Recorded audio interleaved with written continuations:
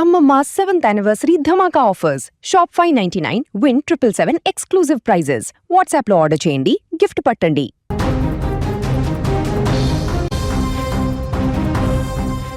సూర్యాపేట జిల్లాలో మరోసారి రాజకీయ రక్తపాతం కలకలం రేపింది. అధికారం, పగ, ప్రతీకారం అనేవి మనుషులను ఎంతటి క్రూరత్వానికి దారితీస్తాయో చెప్పడానికి ఈ ఘటన నిలువుటద్దంగా నిలుస్తోంది. ఒకప్పుడు గ్రామాన్ని శాసించిన మాజీ సర్పంచ్ ఇప్పుడు అదే గ్రామంలో అత్యంత దారుణంగా ప్రాణాలు కోల్పోయారు. యార్కారం గ్రామానికి చెందిన బీఆర్ఎస్ నాయకుడు మాజీ సర్పంచ్ చింతలపాటి మధు హత్యోదంతం ఇప్పుడు యావత్ జిల్లాను ఉలిక్కిపడేలా చేసింది. మధు మృతి వెనుక ఉన్న రాజకీయ కోణాలు, హంతకులు వ్యవహరించిన తీరు చూస్తుంటే ఇది కేవలం హత్య మాత్రమే కాదు, ఒక ప్రణాళికాబద్ధమైన కక్ష సాధింపు అని స్పష్టమవుతోంది.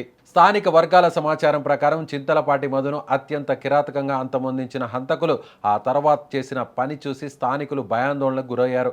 మధును హత్య చేశాక మృతదేహాన్ని 3 ముక్కలుగా నరికి వాటిని వేరువేరు గోను సంచుల్లో మూటగట్టారు. అనంతరం గ్రామ సమీపంలోనే ఎస్ఆర్ఎస్పీ కాలువలో వాటిని పడేసి పరారయ్యారు. మృతదేహం కాలువలో ఉండటాన్ని గమనించిన స్థానికులు వెంటనే పోలీసులకు సమాచారం అందించారు. రంగంలోకి దిగిన పోలీసులు మృతదేహాన్ని వెలికితీసి పోస్ట్ మార్టం కోసం సూర్యాపేట జిల్లా జనరల్ హాస్పిటల్కు తరలించారు. ఈ ఘటనతో యార్కారం గ్రామం ఒక్కసారిగా నిశ్శబ్దమైపోయింది. గ్రామస్తుల కళ్లల్లో భయం, ఆందోళన స్పష్టంగా కనిపిస్తున్నాయి. పోలీసుల ప్రాథమిక విచారణలో ఈ హత్యకు పాత రాజకీయ వైషమ్యాలే ప్రధాన కారణమని తేలుతోంది. మధు గతంలో కూడా ఒక సంచలన కేసులో నిందితుడిగా ఉన్నారు.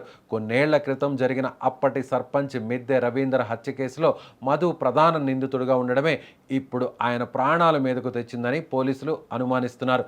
అప్పటి పగ, ప్రతీకారాలే ఇప్పుడు రివర్స్ అయ్యి మధును బలి తీసుకున్నాయని గ్రామస్తులు గుసగుసలాడుకుంటున్నారు. అయితే పోలీసులు మాత్రం అన్ని కోణాల్లో దర్యాప్తు చేస్తున్నారు. పాత కేసులతో పాటు ఇటీవల జరిగిన రాజకీయ పరిణామాలపై కూడా దృష్టి సారించారు. ఏ చిన్న పొరపాటు జరిగినా మళ్ళీ గ్రామంలో గొడవలు చెలరేగే అవకాశం ఉందని భావించిన అధికారులు యార్కారంలో భారీగా పోలీసు బలగాలను మోహరించారు.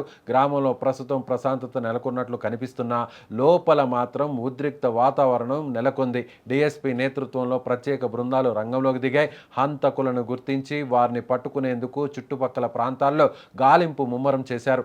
మధును అంతమొందించిన ఆ దుండగులు ఎవరు? ఈ హత్య వెనక ఇంకా ఎవరి హస్తం ఉంది అనేది తేలాల్సి ఉంది.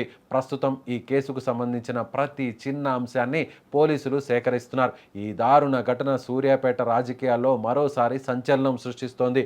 ఒకప్పుడు సర్పంచ్గా సేవలందించిన వ్యక్తి చివరకు ఇలా శవమై దొరకడం గ్రామంలో చర్చనీయాంశంగా మారింది. చట్టం తన పని తాను చేసుకుపోతుందని, నిందితులు ఎవరైనా సరే వదిలే ప్రసక్తే లేదని జిల్లా పోలీసు ఉన్నతాధికారులు స్పష్టం చేస్తున్నారు.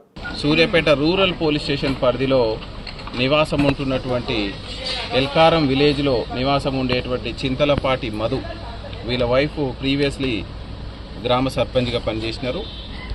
వారు నిన్న ఈవినింగ్ నుంచి మిస్ అయినట్టు మనకు లేట్ 2 o'clockకి టౌన్ పోలీస్ స్టేషన్కి కంప్లైంట్ రావడం జరిగింది. ఇమ్మీడియట్లీ మనం కేసు బుక్ చేసినాం. డిఎస్పీ గారు, 3 సిఐలు, దాదాపుగా ఒక 4-5 ఎస్ఐలు, దాదాపు ఒక 20 మంది పోలీసులు, గ్రామస్తుల సహకారంతో మనం ఆయన లాస్ట్ తిరిగినటువంటి ఏరియా, ఆయన వచ్చే టవర్ ఏరియాని మనం సెర్చ్ చేయడం జరిగింది. మనకు 3:30 ప్రాంతంలో మనకు సూర్యాపేట నుంచి జనగాం వెళ్ళే హైవేకి, అంటే ఎల్కారం స్టేజ్ దాటిన తర్వాత లెఫ్ట్ సైడ్లో మనకు కల్వర్ట్ కింద ఒక గోనె సంచిలో అనుమానాస్పదంగా ఒక మృతదేహం ఉన్నట్టు రావడం, దాన్ని మనం అనుమానించి సో వాళ్ళ బంధువులకి ఇమ్మీడియట్లీ నైటే మనం తెలియజేయడం, వాళ్ళు చూసి గుర్తుపట్టడం. సో దాని మీద ఇమ్మీడియట్లీ మనం కేసుని మర్డర్ కేసుకి ఆల్టర్ చేయడం జరిగింది. ఖచ్చితంగా చింతలపాటి మధు చనిపోవడం అనేది మాకు కూడా బాధాకరం. సో కానీ ఎవరైతే నేరం చేశారో ఖచ్చితంగా వాళ్ళకి శిక్ష పడేటట్టు పోలీస్ డిపార్ట్మెంట్ కృషి చేస్తుందని చెప్తూ బంధువులకు కూడా మనం ధైర్యం చెప్పడం జరిగింది. ఏడున్నావు మధు అంటే, బావా నేను క్యాంప్ ఆఫీసులు ఉన్న బావా అని చెప్పిండంట. రామధు అని అంటే వస్తున్న బావా అని అన్నాడంట. మళ్ళా ఫోన్ చేస్తే ఇక ఎత్తట్లేడు. ఇక వస్తాడేమో అనుకున్నాము. పంచాయతీలో ఉంటే ఎవరు ఫోన్లు ఎత్తాడు, ఫోన్ సైలెంట్ లో పెడతాడు. ఇక అసలుకే ఎత్తట్లేడు.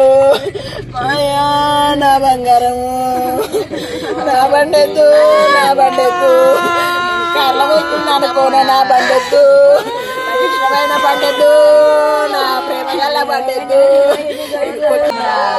నాకు చిన్న చిన్న పిల్లలు